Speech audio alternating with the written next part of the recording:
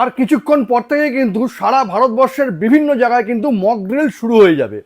আর এরকম অবস্থায় গভর্নমেন্টের কোনো ইমার্জেন্সি নোটিফিকেশন যাতে আপনার ফোন থেকে মিস না হয়ে যায়, তার জন্য কিন্তু আপনার অ্যান্ড্রয়েড ফোনই হোক আর আপনি আইফোনই ইউজ করুন, এই সেটিংগুলো কিন্তু অবশ্যই করে রাখবেন। এই সেটিংটা করে রাখলে কিন্তু গভর্নমেন্টের কোনো রকম ইমার্জেন্সি কোনো নোটিফিকেশন কিন্তু আপনার মিস হবে না।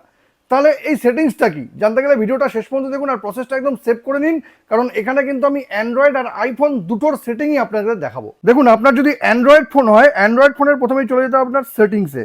এবার সেটিংসে যাওয়ার পর একটু স্ক্রল করে নিচে নামলেই কিন্তু এখানে একটা অপশন আপনি দেখতে পাবেন, সেটা হলো সেফটি অ্যান্ড ইমার্জেন্সি। এখানে ক্লিক করতে হবে।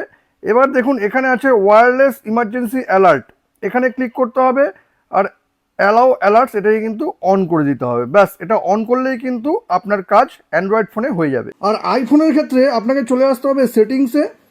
এবার আপনাকে চলে আসতে হবে এখানে নোটিফিকেশন বলে একটা অপশন থাকবে, সেখানে এই যে নোটিফিকেশন, এই অপশনে চলে আসতে হবে।